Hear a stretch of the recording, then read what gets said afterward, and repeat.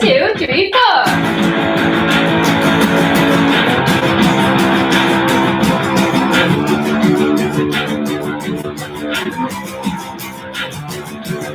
Good morning. Good morning. Good morning. Good morning. Good morning. Good morning. Good morning. Good morning. Good morning. Good morning. Good morning. Good morning. Good morning. Good morning, bitches. Hello. Hi, good morning, bitches. Whew. I'm a little bit late this morning. I mean, it's Monday. I thought I could do everything in 5 minutes, and I could not. You know, you always think that. I do always think that I can do everything in 5 minutes, and I refuse to change. It's fine. Yeah, Sometimes you're just 2 minutes late for things. I mean, It happens. Yeah, I've been significantly more on time for work since I just have to walk into a different room for it. Not consistently on time though. Anyway, hi everybody. Good morning. Who we got on? Hey Bill. I can't read who is above Bill, but hey everybody. Yeah, it's Monday, and it's June 29th, 2020. We need to put the rent check in the mail. Yeah, that's a good idea. And it's the end of Pride Month, so we thought we would get a little proud. Or just, take some time to talk about, maybe our experiences in the quote unquote queer community, or, just because I was kind of thinking we went on a bike ride this morning and we still had not determined what it was that we wanted to talk about on the show today. And I thought it would be nice if it was somewhat Pride related, but we didn't go to any parades or gatherings or festivities or anything. And, what would be valuable or useful for us to talk about related to the issue, and, Did you come up with something? No, I did. And I was just like, well, maybe it would be interesting to talk about how we were introduced to gay culture, or where that came from, or I guess. I was just thinking that in terms of Pride parades, I've never been to one. I went to Pride the year that marriage equality passed. Okay. Because that felt like an important 5 years ago. Yeah, which is insane. Yeah. And it really felt, because I had mixed feelings about it. I was like, I don't, it's very much a big corporate sponsored event now, and it feels really strange. Also, I don't know that I want to just be roaming. It's similar feelings to what I have about the Halloween parade in New York. It's just a bunch of just being packed in one area, watching people kind of go crazy, not to do with it's not thematic. It was just a crowd control issue. Okay. And just being where a lot of people are kind of just getting drunk and being That's not my experience with Halloween in New York. Yeah, I'm not a huge Halloween fan anyway, so I don't have great experiences. I personally stayed away because I didn't identify as queer for most of my life. And I didn't feel that I didn't feel comfortable being there. Yeah, I also had similar, this isn't for me, I shouldn't be taking up space, kind of. And now as someone who does identify as queer, I still feel weird about straight people going nuts at Pride, honestly. Right. Yeah, because it's not for you. It's not for you. But yeah, I was really conscious of that. But when marriage equality happened, I did, feel like I'd also been playing in bands, in queer bands for a long time, and had been I had come to identify a little bit more with it. So I was I want to go and I want to support it and I want to celebrate this moment. But I also don't want to be I don't want to take time or space away from anybody else that's there to celebrate it. And, I went and it was amazing. And it did really feel like a part of something special, something really important had happened. But I was also trying to be really conscious of not taking that moment away from people who had fought for it way longer and way harder than I have. We are obviously so lucky to be able to benefit from that, from the people who fought for it, to be able to have that right and to have the privilege to take advantage of that right. When for a long time, both of us, we were committed to supporting the community, but more as like allies on the sidelines, I think is kind of where I saw myself. It's a weird thing to, I mean, everybody's stories are different. Like that, I think that there's this like cultural narrative that gay people are just waiting to work it out or like be okay with it or whatever. And some people are. Some people know from the get-go, but they don't know how to deal with it. Some people know from the get-go and just are themselves. Mm-hmm. I don't really identify with either of those stories. Yeah. Yeah. So it makes it personally, I find it tricky to place myself. Mm-hmm. I don't know. I mean, and to be clear, we would have gone to the Pride Parade last year, but we were really fucking hungover because we went to that thing at BAM. We went to a Pride event at BAM the night before the parade. And then because it was also my birthday. Yeah. We had a whole day. We had a whole day. And then, we were fully intending to go to, we weren't going to go to the main parade, we were going to go to the Queer Liberation March. But we were too hungover. Things happened. And now there isn't one. Yeah. Well, things happen. But, I have similar feelings about, my journey. I never felt it necessary to like come out to anybody because it just always felt like this is how I am. And I don't think anybody was surprised when I told them that you and I were together. Some people were, and some people did not take it well. And that was hard. And that was really hard. And interestingly, the one person that really didn't take it well was a queer person.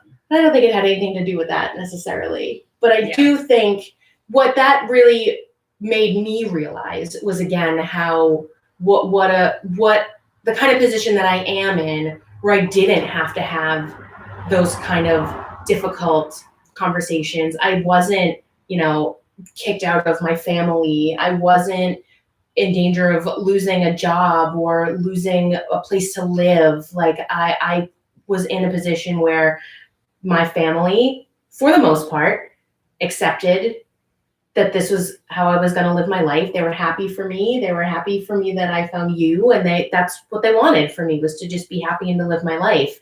The people that weren't okay with it, it really did hurt. And it really made me think about the people who that was the majority of the reactions that they received. There's so many people who come out or who hide for so long and then are rejected by everybody that they know that was close to them. And how painful that is, and that's why there is pride, that's why pride happens. And I've had to explain why there is pride to people as well.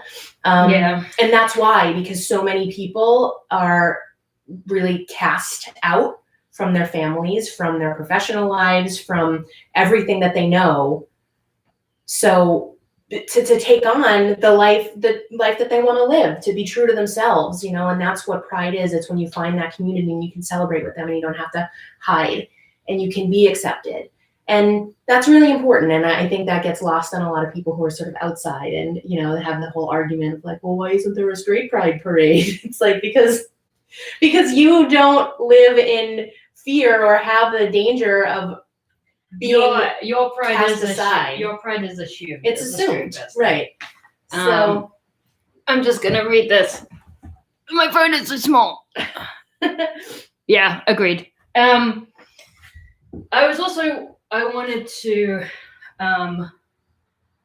mention the importance of representation as well. Yeah. Because I mean, I say that I didn't identify as queer until quite late, but I was like somewhat aware that I wasn't entirely straight also. Same. Yeah. But so I grew up in the UK, and the UK culturally has quite. I think that Americans have this idea of the UK being quite buttoned down, but culturally there's a lot more queerness in culture to a degree, because we have a tradition of drag queens. We have the tradition of pantomime dames, which I really, that's a whole, it's a whole thing. Other, yeah. But it's not necessarily drag queens. Sometimes it's men who wouldn't normally perform as a drag queen performing in drag. But there is this tradition of men performing in drag. There's also been out but not out gay men in culture, I think. I mean, you guys had Liberace. We had quite a few TV personalities who were, you know, coded as gay, but just never necessarily said it out loud, but also didn't get married, and everyone kind of knew. And our version of Snatch Game had a drag queen for the host, like in the 90s. Like it's just a thing that is more out there. But that being said, lesbians are not. And I think that my understanding of lesbians as a child was that they are absolutely no fun at all. Honestly. And I didn't identify as somebody who was absolutely no fun at all. Therefore, I couldn't be a lesbian. You know what I mean? Yeah. And I honestly think that was a big factor. I didn't see any queer women that I understood. And like there's like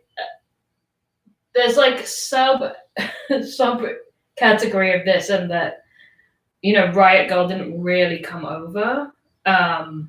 Certainly I wasn't aware of it. I think there were more queer women involved in there that may have tipped me off, but that was also still a little later. Yeah. There was this woman called Skin, who is the singer of Skunk Anansie. But again, also didn't seem to be that much fun. All of Skunk Anansie songs are either super angry or very sad. Yeah. Sandy Tosvig, who is now one of the presenters of Great British Baking Show, she has been in British culture for decades. But again, I think like understood to be a lesbian, but not necessarily. And actually, Sue Perkins, who was the previous presenter of Great British Bake Off, also, she's always been fairly out. But that was it. And they're quite, what's the word? Frumpy. They're frumpy lesbians. Yeah. It still didn't feel like anything that I identified with. And I honestly think that was a huge factor. And because I can remember, I also remember being like 17 years old and reading Elizabeth Wurzel's Bitch in the like communal area of my school, and somebody reading it, asking to read the back of it, which was basically talking about it being feminist, as far as I can remember. And then they either said, I didn't know you're a feminist, with the subtext that meant lesbian, or they actually said, I didn't know you're a lesbian. I can't remember. But it was again like, and I read the book and I identified with it, and I knew that I identified as a feminist, and I would defend that at the age of 17. But there was just this extra step that the minute that I said maybe, that would be understood that I was no longer going to be a fun person to hang out with. I honestly think that was a huge factor for me. I mean, we should get to the song soon, but I will just add to that conversation that I think I just didn't connect the dots until way later, because I had lesbian best friends almost my whole life. I went to Girl Scout camp. And not to generalize, but we were talking about this the other day. That was like one of the first places where I saw all kinds of women living and working together with a collective mentality that totally blew my mind and really shaped a lot of how I approached just life in general. It's something that Fortune Feimster talks about in her comedy special as well, like the importance of girls. Yeah, it was huge. And it was the first place where I actually saw and understood like that there were queer women, like lesbian women living openly in this like little wilderness utopia.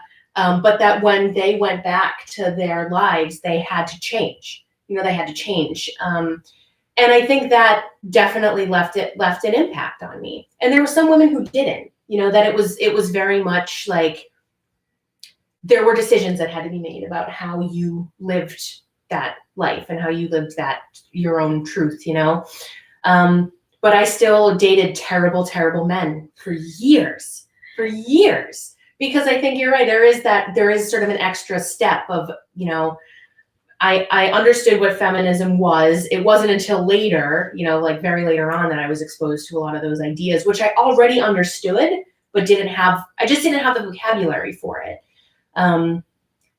But it took a lot longer, I think, to take that step outside of like, I can understand what feminism is. I can be an ally. I can be my own kind of queer. Like I can identify as bisexual and that's what I am, to actually unlearning all of the things that I thought I was supposed to do by dating men and living that kind of a normalized life, that I didn't have to do that. So it is a lot about representation and connecting the dots, and when the connections become clear to you, I think. Yeah. And it took longer than it should have, but it was worth the wait. There you go.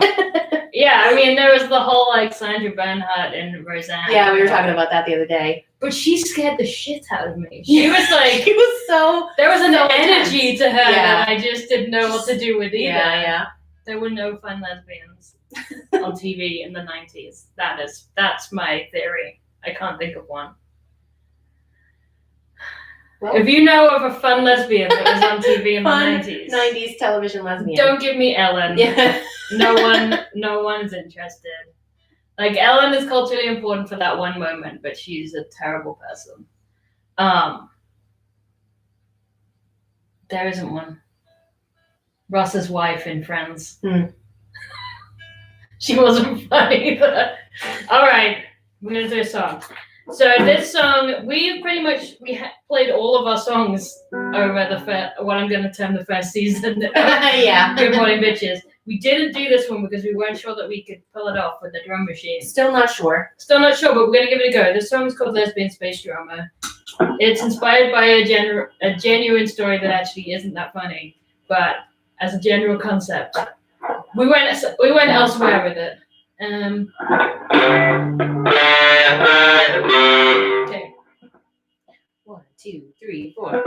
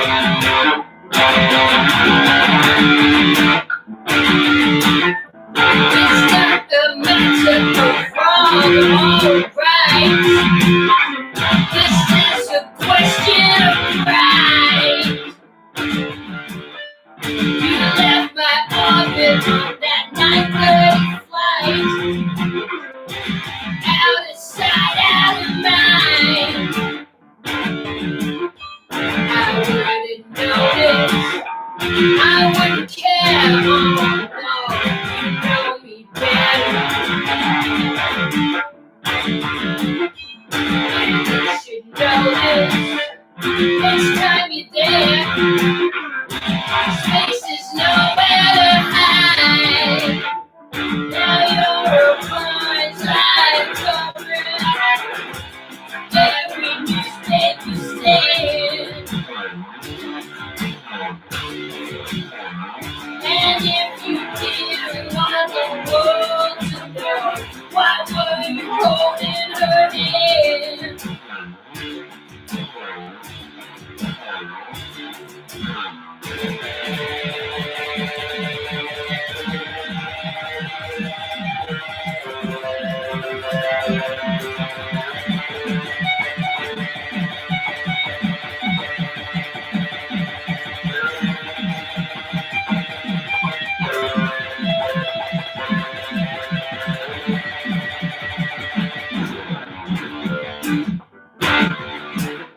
you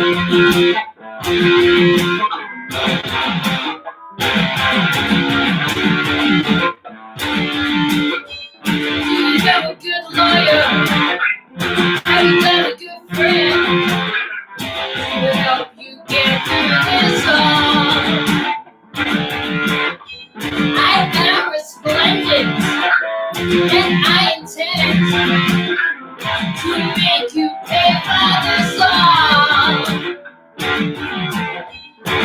Didn't notice, you didn't care, oh no, you never cared. Right now you notice, and now you see, you underestimate me. Now you're a fine-side covering every newspaper stand.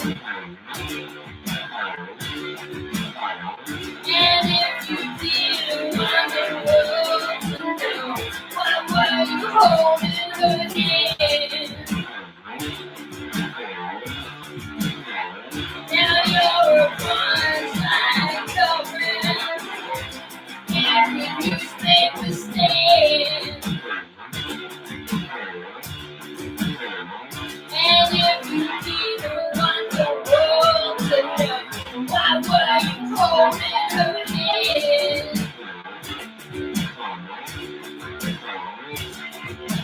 5, 4,